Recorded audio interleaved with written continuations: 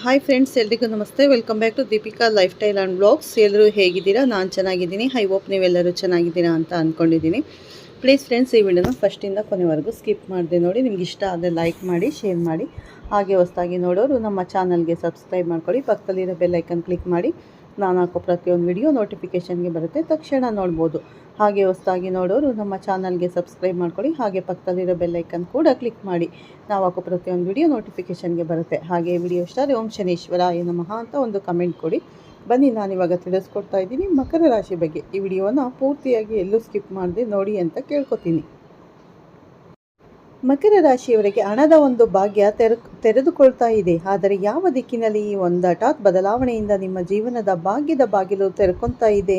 ನೀವು ಇಷ್ಟು ದಿನಗಳ ಕಾಲ ನಿರೀಕ್ಷೆ ಮಾಡ್ತಿದ್ದಂತಹ ಒಂದು ಅದೃಷ್ಟಕರವಾದ ಸಮಯ ಈಗ ಬಂದಿದೆ. ಜ್ಞಾನನಂದಮಯಂ ದೇವಂ ನಿರ್ಮಲಂ ಸ್ಫಟಿಕಾಕೃತಿಕಂ ಕೃತಿಮಂ ಆಧಾರಂ ಸರ್ವ ವಿದ್ಯಾನಾಂ ಹಯಗ್ರೀವ ಉಪಾಸ್ಮಹೇ.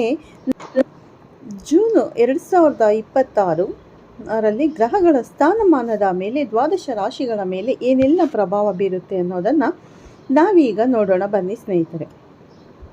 ಅದಕ್ಕೂ ಮುಂಚೆ ಗ್ರಹಗಳ ಸ್ಥಾನಮಾನ ಹೇಗಿದೆ ಅಂತ ನೋಡೋದಾದರೆ ನೋಡಿ. ಮೊದಲನೆಯದಾಗಿ ಈ ತಿಂಗಳಲ್ಲಿ ಬಹಳಷ್ಟು ಗ್ರಹಗಳು ಒಂದು ಸ್ಥಾನಮಾನದ ವ್ಯತ್ಯಾಸಗಳಿದ್ದಾವೆ. ಅದರಲ್ಲೂ ತುಂಬ ಪ್ರಮುಖವಾದ ಗ್ರಹ ಅಂತಂದರೆ ಗುರುಗ್ರಹ ತನ್ನ ಪತನ ಬದಲಾವಣೆ ಮಾಡ್ತಿದ್ದಾರೆ. ಅಂದರೆ ಇದೇ ತಿಂಗಳು 2ನೇ ತಾರೀಕು ಮಿಥುನ ರಾಶಿಯಿಂದ ಕಟಕ ರಾಶಿಗೆ, ತಮ್ಮ ಉಚ್ಚ ರಾಶಿಗೆ ತನ್ನ ಪತನ ಅಂದರೆ ತಮ್ಮ ಸ್ಥಾನ ಬದಲಾಯಿಸುತ್ತಿದ್ದಾರೆ. ಇದರಿಂದ ಸಾಕಷ್ಟು ಬದಲಾವಣೆಗಳನ್ನು ನೀವು ನೋಡಬಹುದು. ನಾವು ಆಲ್ರೆಡಿ ಇದರ ಬಗ್ಗೆ ವಿಡಿಯೋ ಮಾಡಿ ಹಾಕಿದ್ದೇನೆ. ಸೊ ಅದರ ಬಗ್ಗೆ ಎಲ್ಲರೂ ತಿಳ್ಕೊಳ್ತೀರಾ ಅಂತ ನಾನು ಭಾವಿಸ್ತೀನಿ. ಹಾಗೆ ಇನ್ನು ಬೇರೆ ಗ್ರಹಗಳು ಅಂತ ನೋಡೋಕೆ ಬಂದಾಗ ನೋಡಿ, 8ನೇ ತಾರೀಕು ಶುಕ್ರ ಗ್ರಹ ಮಿಥುನ ರಾಶಿಯಿಂದ ಕಟಕ ರಾಶಿಗೆ ಪ್ರವೇಶ ಮಾಡ್ತಾ ಇದ್ದಾರೆ. ಅಂದರೆ ತಮ್ಮ ಪತನ ಬದಲಾಯಿಸ್ತಿದ್ದಾರೆ. ಮತ್ತು 15ನೇ ತಾರೀಕು ಸೂರ್ಯಗ್ರಹ ವೃಷಭ ರಾಶಿಯಿಂದ ಮಿಥುನ ರಾಶಿಗೆ ಪ್ರವೇಶ ಮಾಡ್ತಾ ಇದ್ದಾರೆ. ಹಾಗೆ 21ನೇ ತಾರೀಕು ಕುಜಗ್ರಹ ಮೇಷ ರಾಶಿಯಿಂದ ವೃಷಭ ರಾಶಿಗೆ ತಮ್ಮ ಪತನ ಬದಲಾಯಿಸ್ತಿದ್ದಾರೆ. 22ನೇ ತಾರೀಕು ಬುಧಗ್ರಹ ಮಿಥುನ ರಾಶಿಯಿಂದ ಏನು ಕಟಕ ರಾಶಿಗೆ ತಮ್ಮ ಪತನ ಬದಲಾಯಿಸ್ತಿದ್ದಾರೋ, ಸೊ ಹಾಗಾಗಿ 22ನೇ ತಾರೀಕು ಅಷ್ಟೊತ್ತಿಗೆ ಏನು ಕಟಕ ರಾಶಿಯಲ್ಲಿ 3 ಗ್ರಹಗಳ ಒಂದು ಸಂಯೋಗ ಕೂಡ ಆಗ್ತಿದೆ. ಸೊ ಹಾಗಿದ್ರೆ ದ್ವಾದಶ ರಾಶಿಗಳ ಮೇಲೆ ಈ ತಿಂಗಳಲ್ಲಿ ಏನೆಲ್ಲ ಫಲಾನುಫಲಗಳನ್ನು ನಾವು ಎಕ್ಸ್ಪೆಕ್ಟೇಷನ್ ಮಾಡಬಹುದು ಅನ್ನೋದನ್ನು ನೋಡೋಣ ಬನ್ನಿ. ಮಕರ ರಾಶಿಯವರು ಯಾವಾಗ ನೋಡಿದರೂ ಕೂಡ ಏನೋ ಒಂದು ಕಷ್ಟ. ಅಪ್ಪ, ಈ ಮಕರ ರಾಶಿಯವರಿಗೆ ತಪ್ಪಿದ್ದಲ್ಲ ಕಷ್ಟಗಳು ಅನ್ನೋದನ್ನು ನಾನು ಕೇಳ್ತಾನೆ ಇರ್ತೀನಿ. ಟೈಮ್ ಚೆನ್ನಾಗಿದೆ ಅಂದರೂ ಕೂಡ ಅವರವರೇ ಅನ್ಕೋತಿರ್ತಾರೆ ನಮ್ಮ ಟೈಮ್ ಚೆನ್ನಾಗಿಲ್ಲ ಅಂತ. ಆದರೆ ಇವಾಗೂ ಕೂಡ ನೀವು ಹಂಗೆ ಅನ್ಕೋಬೇಡಿ. ಯಾಕೆ ಗೊತ್ತಾ? ಗುರುಬಲ ಬಂದಿದೆ. ಗುರು ನಿಮಗೆ 7ನೇ ಮನೆಯಲ್ಲಿ ಇದ್ದಾನೆ. ನೇರವಾದ ದೃಷ್ಟಿ ನಿಮ್ಮ ಮೇಲೆ ಇದೆ. ಸೊ ಹಾಗಾಗಿ ಈ ಉತ್ತಮವಾದ ಸಮಯ ಅಟ್ಲೀಸ್ಟ್ ಇವಾಗಾದರೂ ಸದುಪಯೋಗ ಪಡಿಸ್ಕೊಳ್ಳಿ. ನಿಮಗೆ ಇವಾಗ ಗುರುಬಲ ಬಂದಿರೋದ್ರಿಂದ ಮನೆಯಲ್ಲಿ ಮದುವೆ ಕಾರ್ಯಗಳು ನಡೆಯುವಂಥದ್ದು. ಗುರುಬಲ ಬಂದಿದೆ. ಗಂಡು ಹೆಣ್ಣು ಹುಡುಕಾಟ ಮಾಡ್ಕೊಳ್ಳಿ. ತುಂಬ ದಿವಸಗಳಿಂದ ಮದುವೆ ಆಗಿಲ್ಲ ಅಂತ ಯಾರಂತಿದ್ದೀರಾ, ಇವಾಗ ಗಂಡು ಹೆಣ್ಣು ಹುಡುಕಿದರೆ ಖಂಡಿತ ಒಳ್ಳೆ ಒಂದು ಏನು ವರ ಅಥವಾ ವಧು ಹುಡುಕೋ ಬರುವಂಥದ್ದು. ಜೊತೆಗೆ ಮನೆಯಲ್ಲಿ ಶುಭ ಕಾರ್ಯಗಳಾಗೋದು, ಮದುವೆ, ಗೃಹ ಪ್ರವೇಶ, ಹೋಮ ಹವನಗಳು, ಪೂಜೆಗಳು, ನಾಮಕರಣಗಳು ಇತ್ಯಾದಿ ನಡೆಯುವಂಥದ್ದು. ಈ ರೀತಿ ಶುಭ ಫಲಗಳು, ನಿಮಗೆ ಶುಭ ಕಾರ್ಯಗಳು ನಡೀತಾ ಇದೆ ಮತ್ತು ಒಳ್ಳೆ ಸಮಯ ಆಗಿದೆ. ಲಗ್ನದ ಮೇಲೆ ಅಂದರೆ ಗುರು ದೃಷ್ಟಿ ಬೀಳ್ತಾ ಇರೋದ್ರಿಂದ ಕೋಟಿ ಪುಣ್ಯ ಅಂತ ಹೇಳ್ತೀವಿ. ಜೊತೆಗೆ ಇನ್ಯಾವ ಮನೆಗಳ ಮೇಲೆ ಗುರುವಿನ ದೃಷ್ಟಿ? ನಿಮಗೆ 11ನೇ ಮನೆ ಮೇಲೆ ಗುರುವಿನ ದೃಷ್ಟಿ ಇದೆ. ನಿಮ್ಮ ಒಂದು 3ನೇ ಮನೆ ಮೇಲೆ ಗುರುವಿನ ದೃಷ್ಟಿ ಇದೆ. ಅಲ್ಲೇ ನಿಮ್ಮ ರಾಶ್ಯಾಧಿಪತಿನೂ ಕೂಡ ಇದ್ದಾನೆ. ಸೊ ಹಾಗಾಗಿ ನಿಮಗೆ ಕೆಲಸಗಳಲ್ಲಿ ಒಂದು ಉನ್ನತ ಮಟ್ಟಕ್ಕೆ ಹೋಗ್ತೀರಾ. ಲಾಭ ಜಾಸ್ತಿ ಬರುತ್ತೆ. ಇನ್ನು ದಿವಸ ಬರ್ತಿದ್ದಂತೆ ಲಾಭಗಳು ದುಪ್ಪಟ್ಟಾಗ್ತಾ ಹೋಗುತ್ತೆ. ಒಳ್ಳೊಳ್ಳೆ ಅವಕಾಶಗಳು ನಿಮ್ಮನ್ನು ಹುಡ್ಕೊಂಡು ಬರುತ್ತೆ. ಆ ಕೆಲಸಗಳನ್ನು ಮಾಡಿದಾಗ ನಿಮಗೆ ಖಂಡಿತವಾಗ್ಲೂ ಅದರ ಬಗ್ಗೆ ಒಳ್ಳೆ ಫಲಗಳು ನೋಡುವಂಥ ಒಂದು ಟೈಮ್ ಆಗಿದೆ. ಇನ್ನು 3ನೇ ಮನೆ ಮೇಲೆ ಗುರುವಿನ ದೃಷ್ಟಿ ಬೀಳ್ತಿದೆ. ಧೈರ್ಯ ಜಾಸ್ತಿ ಆಗುತ್ತೆ. ಈಗ ಆಲ್ರೆಡಿ ಧೈರ್ಯವಂತರೇ ನೀವು. ಇನ್ನಷ್ಟು ಧೈರ್ಯ, ಏನೋ ಕೆಲಸ ಮಾಡೋಕ್ಕೆ ಕಾನ್ಫಿಡೆಂಟ್ ಬರುತ್ತೆ. ರೆಕ್ಕೆ ಮತ್ತು ಶಕ್ತಿ ಬಂದ, ಇಷ್ಟು ದಿವಸ ರೆಕ್ಕೆ ಇತ್ತು, ಅದೇ ಶಕ್ತಿ ಬಂದಂಗೆ ಆಗಿದೆ. ಈಗ ರೆಕ್ಕೆಗೆ ಈ ರೀತಿಯಾಗಿ ಒಂದು ಪಕ್ಷಿಯ ರೆಕ್ಕೆಗೆ ಶಕ್ತಿ ಬಂದರೆ ಯಾವ ರೀತಿ ಹಾರುತ್ತೋ ಆ ಥರ ನೀವು ಸ್ವಚ್ಛಂದವಾಗಿ ಆಕಾಶದಲ್ಲಿ ಹಾರ್ಬೋದು. ಅಂದರೆ ನಿಮ್ಮ ಸಮಯ ತುಂಬ ಚೆನ್ನಾಗಿದೆ. ಸೋಷಿಯಲ್ ಮೀಡಿಯಾದಲ್ಲಿ ವರ್ಕ್ ಮಾಡ್ತಾ ಇದ್ದರೆ ಸ್ವಲ್ಪ ಐ ಲೆವೆಲ್ಗೆ ಹೋಗ್ತೀರಾ, ಬೇಗ ಗುರುಸ್ಕೋತೀರಾ, ನಿಮ್ಮ ಮಾತಿಗೆ ಒಂದು ಬೆಲೆ ಬರೋಕ್ಕೆ ಶುರುವಾಗುತ್ತೆ. ಇಷ್ಟು ದಿವಸ ಶನಿ ಇದ್ದಿದ್ದರಿಂದ ಏನಾಗ್ತಿತ್ತೋ ಏನೋ ಮಾಡಿದ್ರೂ ಕೂಡ ಏನಾದರೂ ಒಂದು ಅಯ್ಯೋ ಇವರೇನು ಮಾತಾಡಿದ್ರು ಕರೆಕ್ಟ್ ಆಗಲ್ಲ, ಇವ್ರು ಹೇಳೋದು ಯಾವುದೂ ನಡೆಯೋಲ್ಲ ಅಂತ ತುಂಬ ಜನ ಹೇಳ್ತಾ ಇದ್ವಿ. ಹಾಗೆ ಈಗ ನೋಡಿ ನೀವು ಖಂಡಿತ ಮಕರ ರಾಶಿಯವರಿಗೆ ಒಳ್ಳೆ ಟೈಮ್ ಬಂದಿದೆ, ಅದನ್ನು ತುಂಬ ಚೆನ್ನಾಗಿ ಯುಟಿಲೈಸ್ ಮಾಡ್ಕೊಳ್ಳಿ ಅಂತ ಹೇಳ್ತೀನಿ. ಹಂಗೆ ಹಿಂಗೆ ಅಂತ ಏನೇನೋ ಮಾತು ಬರ್ತಾ ಇತ್ತು, ಆದರೆ ಇವಾಗ ಹಂಗಲ್ಲ, ಗುರು ದೃಷ್ಟಿ ಬೀಳ್ತಾ ಇದೆ, ಮಾತಿಗೆ ಬೆಲೆ ಬರುತ್ತೆ. ನೀವು ಏನು ಮಾತಾಡಿದ್ರು ಆ ಮಾತುಗಳಿಗೆ ಗೌರವ ಸಿಗುವಂಥ ಒಂದು ಟೈಮ್ ಬಂದಿದೆ. ಇನ್ನು 2ರಲ್ಲಿ ರಾಹುವಿನ ಸಂಚಾರ, ಅದೇನಾಗುತ್ತೆ ಅಂತ ಸ್ವಲ್ಪ ನೋಡಿ.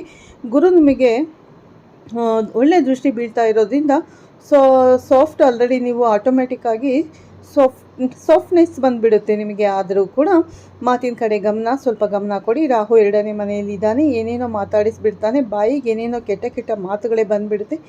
ಕೋಪ ಬಂದಾಗ ಸ್ವಲ್ಪ ಕಂಟ್ರೋಲ್ ಮಾಡ್ಕೊಳ್ಳಿ ಮಕರ ರಾಶಿಯವರು ಅಂತ ಹೇಳೋಕ್ಕೆ ಇಷ್ಟಪಡ್ತೀನಿ. ಯಾಕಂದರೆ ಸಂಬಂಧಗಳನ್ನು ಹಾಳು ಮಾಡ್ಕೋಬೇಡಿ ಸ್ನೇಹಿತರೆ.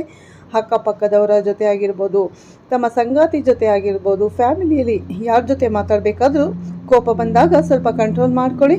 ಇಲ್ಲ ಅಂದರೆ ನೀವು ತುಂಬ ಕಷ್ಟಪಡಬೇಕಾಗುತ್ತೆ. ಒಳ್ಳೆ ಗೌರವ ಸ್ಥಾನದಲ್ಲಿ ಇದ್ದೀರಾ, ಗೌರವ ಸಿಗುತ್ತೆ, ಬೆಲೆ ಸಿಗುತ್ತೆ ಅಂದಾಗ ಅದನ್ನು ಉಳಿಸ್ಕೊಳ್ಳೋದು ತುಂಬ ಅಷ್ಟೇ ಮುಖ್ಯ ಆಗಿರುತ್ತೆ. ಸೊ ಯಾವುದಾನ ಒಳ್ಳೆ ಸ್ಥಾನದಲ್ಲಿ ಒಳ್ಳೆ ಜಾಗದಲ್ಲಿ ಹೋಗ್ಬಿಟ್ಟು ಹೆಂಗಂದ್ರೆ ಹಂಗೆ ಬಾಯಿಗೆ ಬಂದಂಗೆ ಮಾತಾಡಿಬಿಟ್ರೆ ಏನಾಗುತ್ತೆ, ಕೊಡಬೇಕಾದ ಮರ್ಯಾದೆ ಕೂಡ ಯಾರು ಕೊಡೋದಿಲ್ಲ ಸ್ನೇಹಿತರೆ. ಹಾಗಾಗಿ ಮಾತಿನ ಕಡೆ ಸ್ವಲ್ಪ ಗಮನ ಕೊಡಿ, ಹಿಡಿತಾ ಇರಲಿ ಅಂತ ಕೇಳ್ಕೊತೀನಿ.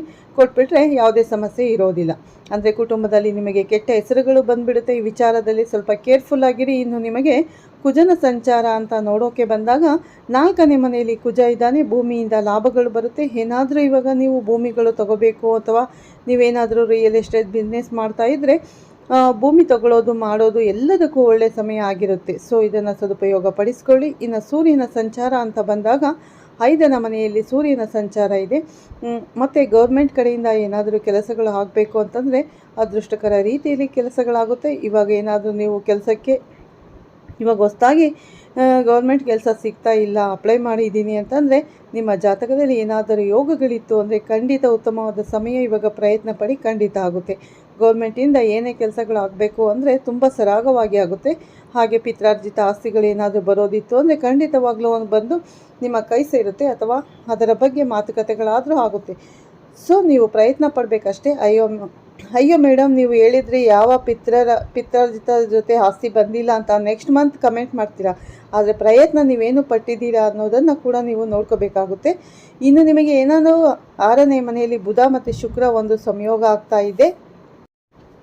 ಸೊ ಹಾಗಾಗಿ ಯಾರೆಲ್ಲ ಉದ್ಯೋಗಸ್ಥರು ಇರ್ತೀರಾ ಅವರೆಲ್ಲರಿಗೂ ಕೂಡ ಒಳ್ಳೆಯ ಲಾಭಗಳು ಬರುವಂಥದ್ದು ಅಥವಾ ಕೆಲಸದಲ್ಲಿ ಬಡ್ತಿಗಳು ಬರುವಂಥದ್ದು ಅಥವಾ ನಿಮ್ಮ ಕೆಲಸವನ್ನು ಗುರುತಿಸುವಂಥದ್ದು. ಎಸ್ಪೆಷಲಿ ಯಾರೆಲ್ಲ ಬಿಸ್ನೆಸ್ ಮಾಡ್ತಾ ಇರುವಂಥವ್ರು ಮತ್ತು ಯಾರೆಲ್ಲ ಕಲೆಗೆ ಸಂಬಂಧಪಟ್ಟಿರುವಂಥ ಕೆಲಸಗಳನ್ನು ಮಾಡ್ತಿರುವಂಥವ್ರಿಗೆ, ಏನು ಮೇಕಪ್ ಆರ್ಟಿಸ್ಟ್ಗಳಿರಾಗಿರ್ಬೋದು ಅಥವಾ ಕಾಸ್ಮೆಟಿಕ್ಸ್ನ ಮಾರುವಂಥವ್ರಾಗಿರ್ಬೋದು, ಇದಕ್ಕೆ ಸಂಬಂಧಪಟ್ಟಾಗ ಏನೇ ಕೆಲಸ ಮಾಡ್ತಾಯಿದ್ರು ಅದರಲ್ಲಿ ಖಂಡಿತವಾಗ್ಲೂ ಯಶಸ್ಸನ್ನು ನೋಡಬಹುದು. ಆದರೆ ನಿಮ್ಮ 6ನೇ ಮನೆಯಿಂದ 7ನೇ ಮನೆಗೆ ಎಲ್ಲ ಗ್ರಹಗಳ ಒಂದು ಸಂಚಾರ, ಅದು ಬುಧ ಆಗಿರಬಹುದು, ಶುಕ್ರ ಆಗಿರ್ಬೋದು, ಸಂಚಾರ ಮಾಡಿದ ಮೇಲೂ ಕೂಡ ನೇರ ದೃಷ್ಟಿ ನಿಮ್ಮ ಲಗ್ನದ ಮೇಲೆ ಬೀಳೋದ್ರಿಂದ ಆವಾಗ ಸ್ವಲ್ಪ ಸಕ್ಸಸ್ಸನ್ನು ಜಾಸ್ತಿ ನೋಡ್ತೀರಾ. ಗಂಡ ಹೆಂಡತಿ ಆಲ್ರೆಡಿ ಗುರು ಇರೋದ್ರಿಂದ ಗಂಡ ಹೆಂಡತಿ ಮಧ್ಯದಲ್ಲಿ ಒಳ್ಳೆ ಗೌರವ, ಪ್ರೀತಿ, ವಿಶ್ವಾಸ ಎಲ್ಲ ಜಾಸ್ತಿ ಆಗುತ್ತೆ. ಶುಕ್ರ ಬಂದಾದ ಮೇಲೆ ಅದು ಇನ್ನೂ ಜಾಸ್ತಿ ಆಗುತ್ತೆ. ಸೊ ಮನೆಯಲ್ಲಿ ನಿಮಗೆ ಏನು ಸ್ವಲ್ಪ ನೆಗೆಟಿವಿಟಿ ಇತ್ತು, ಇಷ್ಟು ದಿವಸ ಆಗ್ತಾ ಇತ್ತು, ಅದನ್ನೆಲ್ಲ ಸ್ವಲ್ಪ ರೆಡ್ಯೂಸ್ ಆಗ್ತಾ ಹೋಗುತ್ತೆ. ಆರೋಗ್ಯದಲ್ಲಿ ಸ್ವಲ್ಪ ಸುಧಾರಣೆ ಅಂತೂ ಕೂಡ ನೋಡ್ತಾ ಹೋಗ್ತೀರಾ. ಇನ್ನು 8ನೇ ಮನೆಯಲ್ಲಿ ಕೇತು ಇರೋದ್ರಿಂದ ಆಪ್ರೇಷನ್ಗಳಾಗೋ ಚಾನ್ಸಸ್ ಜಾಸ್ತಿ ಇರುತ್ತೆ. ಸೊ ಏನಾದರೂ ಸಣ್ಣ ಪುಟ್ಟ ಸಮಸ್ಯೆ ಬಂತು ಅಂತಂದರೆ ಮೊದಲೇ ಅದನ್ನು ಡಾಕ್ಟರ್ ಹತ್ರ ತೋರಿಸ್ಕೊಳ್ಳಿ. ಮಕರ ರಾಶಿಯವರು ಡೆವಲಪ್ಮೆಂಟ್ ಆಗೋಕ್ಕೆ ಬಿಡಬೇಡಿ ಸ್ನೇಹಿತರೆ. ನಿಮಗೆ ಮೂಳೆಗೆ ಸಂಬಂಧಪಟ್ಟಿರುವಂಥ ಸಮಸ್ಯೆಗಳು ಬರೋ ಚಾನ್ಸಸ್ ಕೂಡ ಇದೆ, ಮತ್ತು ಹೊಟ್ಟೆಗೆ ಸಂಬಂಧಪಟ್ಟ ಕೆಲವು ಸಮಸ್ಯೆಗಳು ಕೂಡ ಬರ್ಬೋದು. ಹಾಗಾಗಿ ಸ್ವಲ್ಪ ಕೇರ್ಫುಲ್ ಆಗಿರಿ ಈ ವಿಚಾರದಲ್ಲಿ. ಯಾಕಂದರೆ ಗ್ರಹಗಳ ಸ್ಥಾನಮಾನ, ಗ್ರಹಗಳ ಬದಲಾವಣೆಯಿಂದ ಕೂಡ ಈ ಎಲ್ಲ ವ್ಯತ್ಯಾಸಗಳನ್ನು ನೀವು ನೋಡಬೇಕಾಗಿ ಬರುತ್ತೆ. ಇನ್ನು ಕಾಂಪಿಟೇಟಿವ್ ಎಕ್ಸಾಮ್ ಬರೀತಾರೆ ಮಕ್ಕಳು ಅಂತಂದರೆ ಖಂಡಿತ ಅದರಲ್ಲಿ ಯಶಸ್ಸಾಗುತ್ತೆ. ಸೂರ್ಯನು ಕೂಡ 5ನೇ ಮನೆಯಿಂದ 6ನೇ ಮನೆಗೂ ಸಂಚಾರ ಮಾಡ್ತಾನೆ. ಆವಾಗ ನೀವೇನಾದರೂ ಗೌರ್ಮೆಂಟ್ ಉದ್ಯೋಗಕ್ಕೆ ಪ್ರಯತ್ನ ಪಡ್ತೀರಿ ಅಂದರೆ ಖಂಡಿತ ಅದರಲ್ಲೂ ಕೂಡ ನೀವು ಸಕ್ಸಸ್ಸನ್ನು ನೋಡ್ಬೋದು. ಇನ್ನು ಓವರಾಲ್ ಆಗಿ ಮಕರ ರಾಶಿಯವರಿಗೆ ತುಂಬ ಉತ್ತಮವಾದ ಸಮಯನೇ ಆಗಿದೆ. ಪರಿಹಾರವಾಗಿ ಏನು ಮಾಡಬೇಕು, ವಿದ್ಯಾರ್ಥಿಗಳಿಗೂ ತುಂಬ ಚೆನ್ನಾಗಿದೆ, ಈ ಕಡೆ ರೈತರಿಗೂ ತುಂಬ ಚೆನ್ನಾಗಿದೆ ಸಮಯ. ಓವರಾಲ್ ಆಗಿ ನಿಮಗೆ ಸಮಯ ತುಂಬ ಚೆನ್ನಾಗಿದೆ. ಸಣ್ಣ ಪುಟ್ಟ ನೆಗೆಟಿವಿಟಿ ಮಾತ್ರ ಇದೆ. ಪರಿಹಾರ ಏನು ಮಾಡಬೇಕಂದ್ರೆ ನೋಡಿ, ಕೇತು ನಿಮಗೆ ಏನು 8ನೇ ಮನೆಯಲ್ಲಿ ಇರೋದ್ರಿಂದ ಆಪ್ರೇಷನ್ಸ್ ಆಗುತ್ತೆ ಅಂತ ಹೇಳಿದೆ. ಪ್ರತಿದಿನ ಗಣಪತಿ ಧ್ಯಾನ, ಓಂ ಗಂ ಗಣಪತಿ ನಮಃ ಅನ್ನುವಂಥ ಮಂತ್ರನ ಪಠನೆ ಮಾಡ್ಕೊಳ್ಳಿ. ಗಣಪತಿಗೆ ಸಂಕಷ್ಟಹರ ಚತುರ್ಥಿ ದಿವಸ 21 ಗರಿಕೆ ಹುಲ್ಲನ್ನು ಅರ್ಪಣೆ ಮಾಡಿ. ಮತ್ತು 2ನೇ ಮನೆಯಲ್ಲಿ ರಾಹು ಸಂಚಾರ ಮಾಡ್ತಾ ಇರೋದ್ರಿಂದ ಮಾತಿನ ಕಡೆ ಗಮನ ಕೊಡಿ ಅಂತ ಹೇಳಿದೆ. ದುರ್ಗಾದೇವಿ ಆರಾಧನೆ ಜಾಸ್ತಿ ಮಾಡ್ಕೊಳ್ಳಿ. ರೌದ್ರವಾಗಿರುವಂತಹ ದೇವಿ ದೇವಸ್ಥಾನಗಳಿಗೆ ಆದಷ್ಟು ರಾಹುಕಾಲದಲ್ಲಿ ಸಮಯ ಸಿಕ್ಕಿದರೆ ಹೋಗ್ಬಿಟ್ಟು ಬನ್ನಿ. ಇಲ್ಲ ಅಂತಂದರೆ ಬೆಳಗ್ಗೆನೋ ಅಥವಾ ಸಂಜೆ ಗೋಧೂಳಿ ಸಮಯದಲ್ಲೋ ದೇವಸ್ಥಾನಕ್ಕೆ ಹೋಗ್ಬಿಟ್ಟು ಬನ್ನಿ. ಅದು ಪ್ರತಿ ಮಂಗಳವಾರನೋ ಅಥವಾ ಶುಕ್ರವಾರ, ಭಾನುವಾರ ಅಥವಾ ಬುಧವಾರ ಈ ದಿನಗಳಲ್ಲಿ ಹೋದರೆ ತುಂಬ ಉತ್ತಮ ಫಲಗಳನ್ನು ನೋಡಬಹುದು ಸ್ನೇಹಿತರೆ. ಇದರ ಜೊತೆಗೆ ನೀವು ರಾಶಿಯಾಧಿಪತಿಯಾಗಿರುವಂಥ ಶನಿ ಆರಾಧನೆ ಜಾಸ್ತಿ ಮಾಡ್ಕೊಳ್ಳಿ.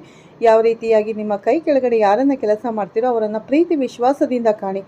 ವಯಸ್ಸಾದವರಿಗೆ ಸ್ವಲ್ಪ ಕರುಣೆಯಿಂದ ಪ್ರೀತಿಯಿಂದ ಮಾತಾಡಿಸಿ. ಸಾಧ್ಯವಾದಷ್ಟು ನಿಮ್ಮ ಕೈಯಲ್ಲಿ ಏನಾದರೂ ದಾನ ಮಾಡೋಕ್ಕಾದರೆ ದಾನ ಧರ್ಮ ಮಾಡಿ. ಇದಿಷ್ಟೇ ನಿಮ್ಮನ್ನು ಖಂಡಿತವಾಗ್ಲೂ ಕಾಯ್ತಾ ಹೋಗುತ್ತೆ. ನೋಡಿದ್ರಲ್ಲ ದ್ವಾದಶ ರಾಶಿಗಳ ಫಲಾಫಲಗಳು ಹೇಗಿದೆ ಅನ್ನೋದನ್ನು. ಆದರೆ ನೋಡಿ, ನೀವು ಏನೇ ಆದರೂ ಕೂಡ ನಿಮ್ಮ ಒಂದು ವೈಯಕ್ತಿಕ ಜಾತಕಗಳನ್ನು ತೋರಿಸ್ಕೋಬೇಕಾಗುತ್ತೆ. ಅದರಲ್ಲಿ ನಿಮ್ಮ ದಶಾಭುಕ್ತಿ ಮೇಲೆ ಎಲ್ಲನೂ ಕೂಡ ನಿರ್ಧಾರ ಆಗುತ್ತೆ. ಕೆಲವರಿಗೆಲ್ಲ ಗೌರ್ಮೆಂಟ್ ಕೆಲಸಗಳು ಸಿಗುವಂಥ ಅವಕಾಶ ಇದೆ ಅಂತ ಕೂಡ ನಾನು ಹೇಳಿದ್ದೀನಿ. ಆದರೆ ನಿಮ್ಮ ಜಾತಕದಲ್ಲಿ ಆ ಫಲಗಳು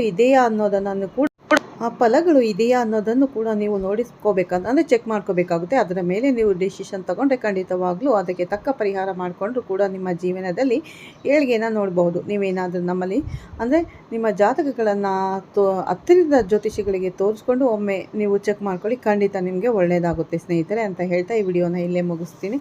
ಮತ್ತು ಸಿಗ್ತೀನಿ ನಿಮಗೆ ಉತ್ತಮ ರಾಶಿ ಭವಿಷ್ಯದೊಂದಿಗೆ. ಪ್ಲೀಸ್ ಫ್ರೆಂಡ್ಸ್, ಹೊಸದಾಗಿ ನೋಡೋರು ನಮ್ಮ ಚಾನಲ್ಗೆ ಸಬ್ಸ್ಕ್ರೈಬ್ ಆಗಿ, ಹಾಗೆ ಪಕ್ಕದಲ್ಲಿರೋ ಬೆಲ್ ಐಕನ್ ಕೂಡ ಕ್ಲಿಕ್ ಮಾಡಿ. ನಾವು ಹಾಕೋ ಪ್ರತಿಯೊಂದು ವಿಡಿಯೋ ನೋಟಿಫಿಕೇಷನ್ಗೆ ಬರುತ್ತೆ, ತಕ್ಷಣ ನೋಡ್ಬೋದು ಸ್ನೇಹಿತರೆ. ನಿಮ್ಮೆಲ್ಲರಿಗೂ ಈ ವಿಡಿಯೋ ಇಷ್ಟ ಆಗಿದೆ ಓಂ ಶನೀಶ್ವರಾಯ ನಮಃ ಅಂತ ಒಂದು ಕಮೆಂಟ್ ಕೊಡೋದನ್ನು ಖಂಡಿತ ಮರಿಬೇಡಿ.